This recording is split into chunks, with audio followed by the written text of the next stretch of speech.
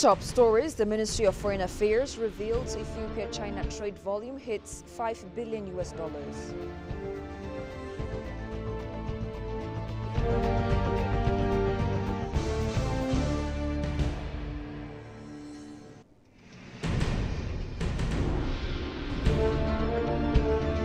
And Kenyan botanical expert says Lucy, the cradle of mankind, galvanizes many scientists for further human evolution studies.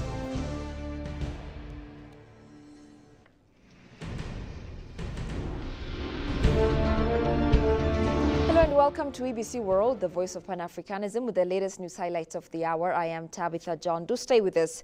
The 24 newly appointed Ethiopian ambassadors swore an oath before President Sahle-Work Zewde to protect their country's national interests and carry out their duties to the best of their abilities.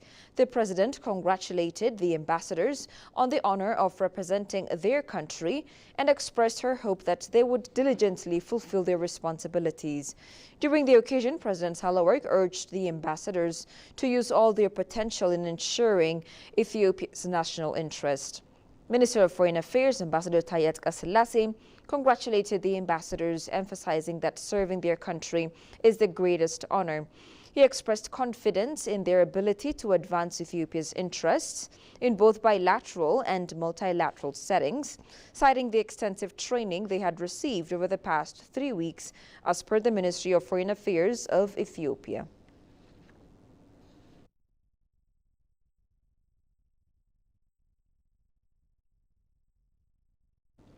Minister of Foreign Affairs of Ethiopia, Ambassador Taye Atqassilase, received Ambassador Elzain Ibrahim Hussein, Ambassador-designate of the Republic of Sudan to Ethiopia. The two sides discussed current regional situations, as well as Ethiopia's positive efforts to bring about peace in Sudan.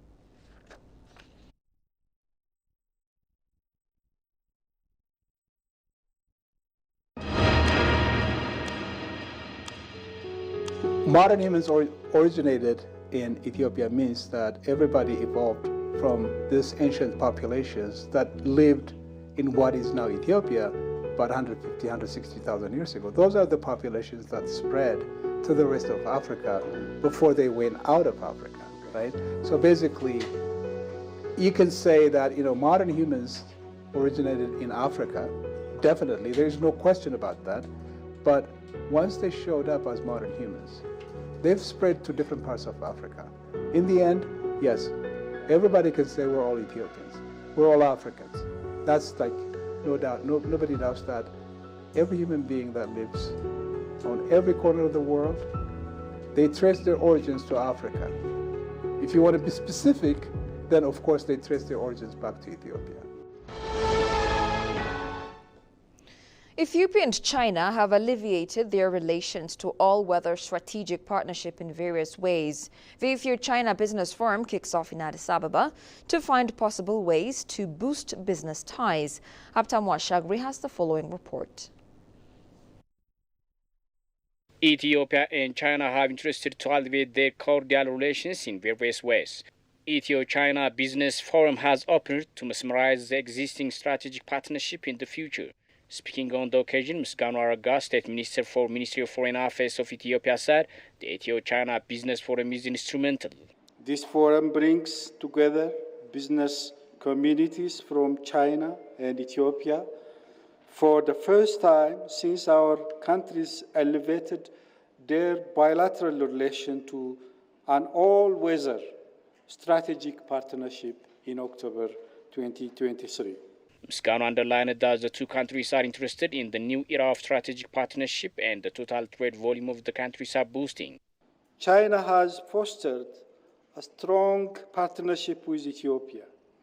This new era of partnership entails expanding and deepening practical cooperation across various fields.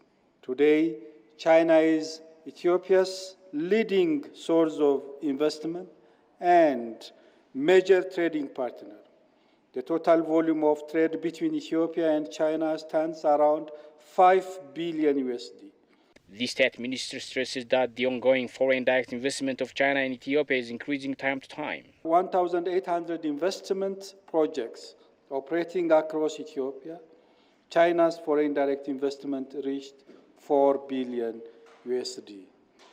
While the level of business and investment ties remain encouraging, we strongly believe that we need to collectively exert more efforts to fully maximize huge investment and trade potential existing between our two countries. Ethio-China Business Forum is expected to embody the shared vision of the two countries by unlocking new business relations in various ways.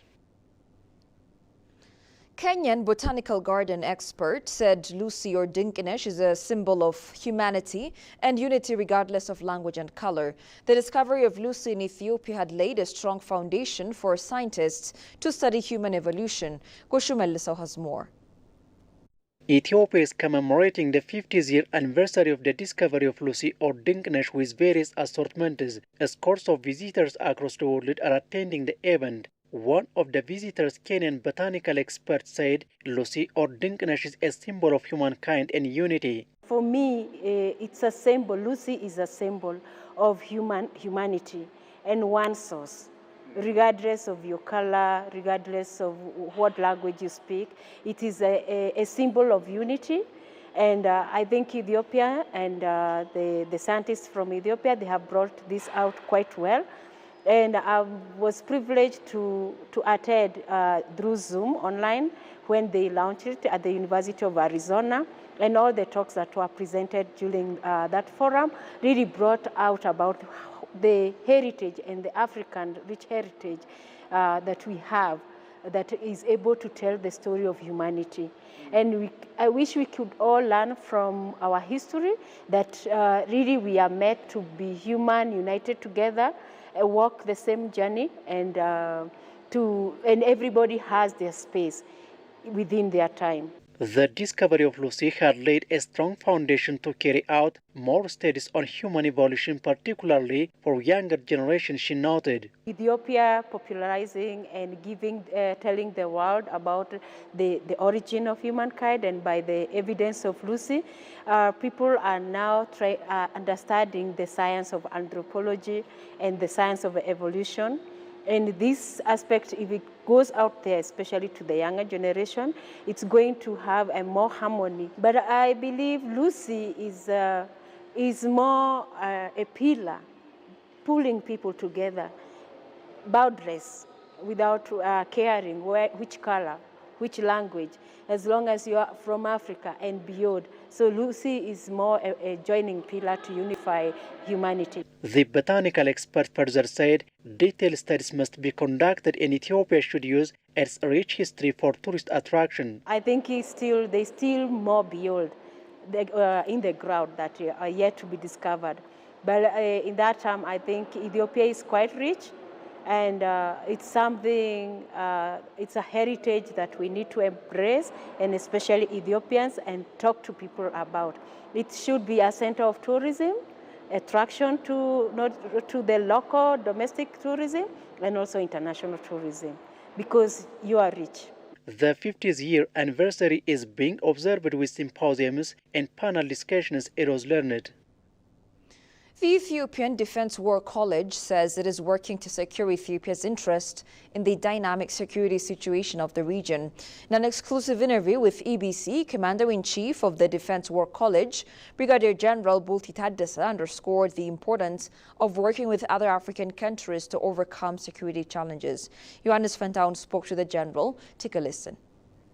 Established in 2019, the Defense War College has an ambition to be Africa's preferred center of excellence in strategic security by 2033. Approached by EBC, Commander-in-Chief of the college, Brigadier General Bulti Taddese, said the college is working to secure Ethiopia's interests in the dynamic security situation of the region. According to Brigadier General Bulti, the Ethiopian Defense Forces should look critically the unpredictable security environment. Strategic security study is very critical, especially for Ethiopia, which is located in the Horn of Africa. The security dynamics and the geopolitics in this Horn of Africa is very complex.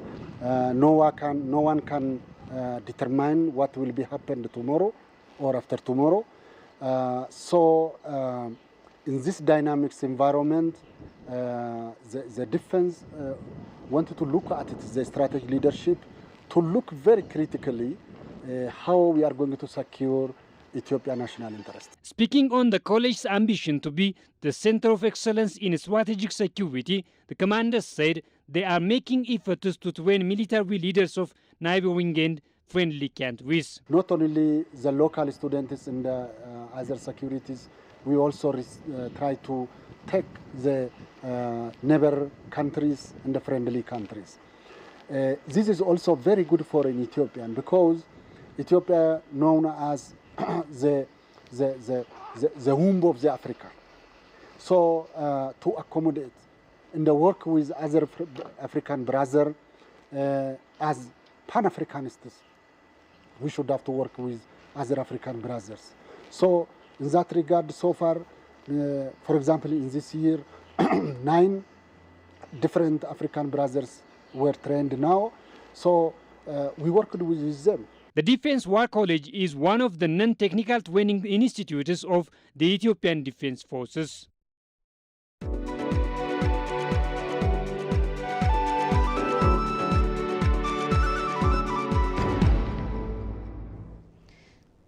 And finally, Ethiopian Civil Aviation Authority and Indian Ministry of Civil Aviation have signed a memorandum of understanding to increase the number of destinations of Ethiopian Airlines in India. The MOU was signed by Mr. Getachew Mengiste, Director General of the Ethiopian Civil Aviation Authority, and Mr. Shri Vualnam, Secretary at Ministry of Civil Aviation of India, on July 30, 2024 in New Delhi. Pursuant to the newly signed MOU between both sides, Ethiopian Airlines will now add 3 flights to and from Hyderabad, India.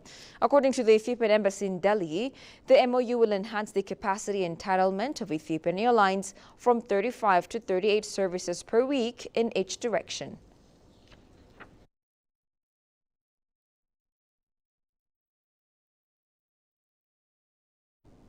You're watching ABC World. A quick reminder of the top stories. The Ministry of Foreign Affairs revealed Ethiopia-China trade volume hits $5 billion.